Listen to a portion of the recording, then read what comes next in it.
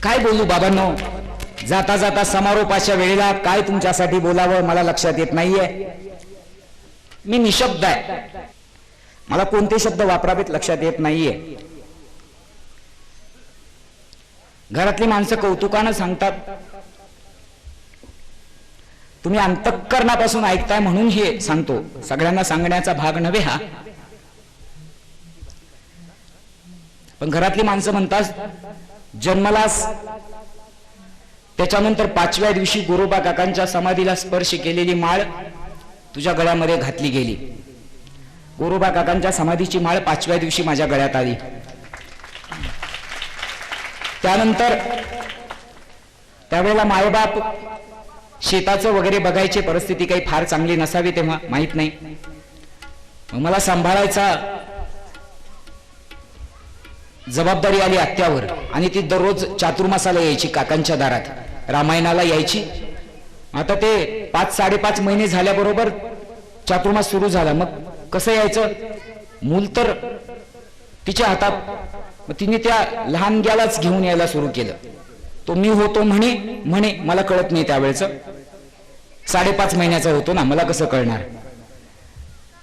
घरातली माणसं कौतुकानं सांगतात की 5.5 महिन्याचा होतास ना, त्यावेळेला घरी एखाद्या वेळेला रडशील, पण गोरोबा काकांच्या दारात कधीच रडला नाहीस. रामायणाचं 4-5 तास तू अत्यंत शांत असायचास. त्यावेळेला शांत होतो, आता रडतो आहे. फरक एवढाच झालाय. गोरोबा काकांच्या दारातलं रामायण तेव्हा पहिल्यांदा कानावर पडलेलं 5.5 महिन्याचं, आणि तेव्हापासून एवढे दिवस ते ऐकलं की नंतर कळायला लागलं.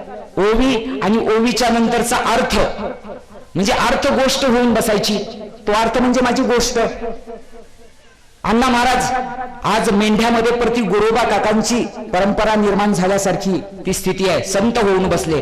45-46 वर्ष या ठिकाणी त्यांनी रामकथा सांगितली, त्यांनी अनुग्रहित केलं. गीतेचा 15वा अध्याय संथा त्यांच्याकडून मिळाली. रामकथा त्यांच्या मुखातून पहिल्यांदा ऐकली. बरेच वर्ष त्यांच्या मुखातून ती ऐकली. आणि तुम्हाला मजा वाटेल, इयत्ता 5वी मध्ये गेलो. 5वीत गेल्यानंतरचा पहिला तास खेळाचा 1 तास होता. त्या बाईंचं नाव रामपूरकर बाई, त्यांचं नाव सुद्धा रामपूरकर. आता कुठं आहेत, कशा आहेत, काहीही माहित नाही. रामकथेच्या व्यासपीठावरून त्यांचं नाव घेतोय. खेळायचा तास होता. बाई माणूस हातात छडी घेऊन कशाला उभारणार आहे खेळायच्या तासाला.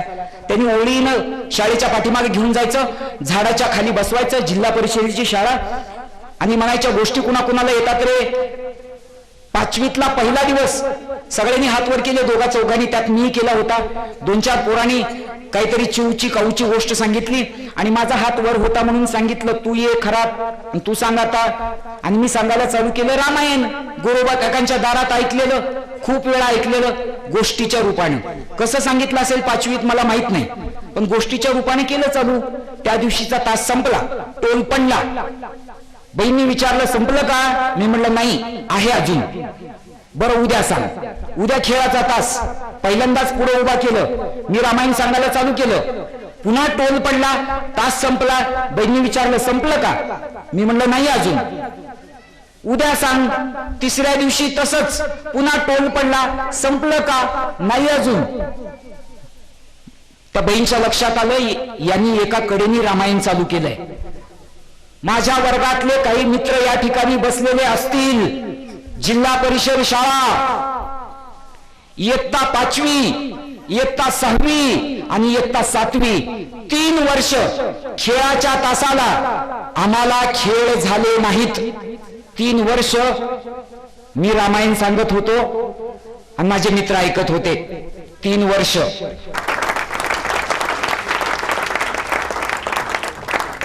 ते मित्र त्यावेळेला मला महाराज म्हणून चिडवायचे.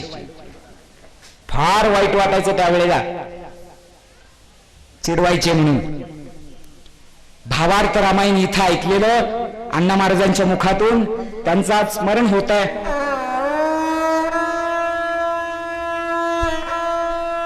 अट्टहास, संतस्पर्शच असतो तो. आणि 2004 माझ्या अंतर्गत काम करणारी एक मुलगी त्यांचे आईवडील या ठिकाणी आलेले आहेत. हनुमान चालिसा माझ्या हातात पहिल्यांदा त्या मुलीनी आणि त्या घराणी ठेवली आणि भारतामध्ये रामायणात ज्या माणसाला अत्यंत आदरणीय मानलं जातं, मोरारी बापू, 2004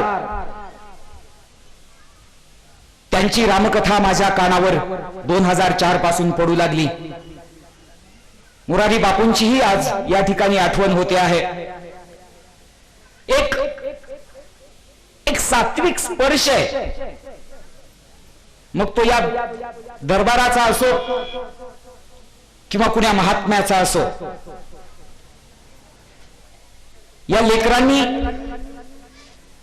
गेल्या वर्षी प्रवचनाचा विषय आला होता, यावेळेला दुष्काळी स्थिती, मानधनासाठीची अडचण होईल अशी भीती मनात आली, म्हणून काय करावं असा विषय सुरू होता. गेल्या वर्षात 5 भागवत कथा तेरमध्ये झाल्या होत्या. 5 म्हणून रामकथा घ्यावी असं एक मनामध्ये सगळ्या पोरांच्या होतं. आणि अगदी अंतिम टप्प्यामध्ये मी म्हणालो की रामकथेच्या व्यासपीठावरून मी बोलू काय, आणि 16-17 लेकरं सगळी, काही मंडळी माझ्यापेक्षा मोठी आहेत, पण सगळ्यांनी हसत मुखाने सांगितलं, हो सर तुम्हीच बोला. त्यांनी अट्टहास करविला. हा अट्टहास फळाला आला आणि आज अखेरच्या दिवशी तुम्ही एवढ्या संख्येनं समोर बसलेले आहात ना, मन प्रसन्न आहे, खूप अंतःकरण असं भरून आलंय. गुरुबा काकांचं दार माझं सर्वाधिक आवडती जागा आहे, सर्वाधिक आवडती जागा. त्यांना हे मागणार नाही की मला आयुष्य वाढवून दे, माझं जेवढं आयुष्य आहे तेवढंच दे, जास्तीचं आयुष्य मला नको, पण एवढं मात्र मागणं मागेन, गुरुबा काका जेव्हा मरणार आहे ना त्यावेळेला इथंच बसलेला असावा, मी तुमच्या दरबारात व्यासपीठावर असावं, तुम्ही समोर असावे, मी काहीतरी कथा तुम्हाला सांगायलेलं असावं, आणि या व्यासपीठावर गोरोबा काकांच्या दारात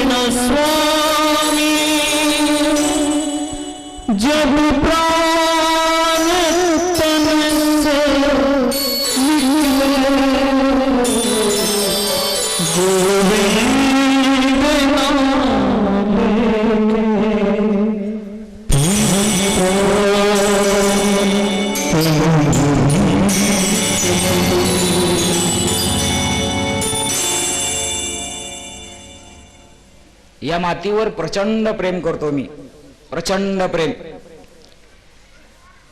या मातीविषयीचं आणि गोरोबा काकांविषयीची काही कामं मला करता यावीत, या कारणामुळे शासकीय सेवेच्या 2 संधी मी अशा झिडकारल्या, गेलो नाही. सरकारी नोकरी 2 वेळा जॉईनिंग कॉल लेटर आलं होतं. हे व्यासपीठावर बसून सांगण्याची गोष्ट नाही, मला सांगायचं पण नाही, द्या सोडून. आणि मी एवढ्या लवकर भैरवीचा राग आळवणारा माणूस नाही. असो, तास संपन्न झाला. एवढ्या संख्येनं तुम्ही समोर आहात, अंतःकरणापासून आपण ऐकताय. आज कथा या ठिकाणी संपन्न होते आहे. उद्या आपण भेटणार नाहीत. अखेरचा दिवस आहे आजचा कथेचा.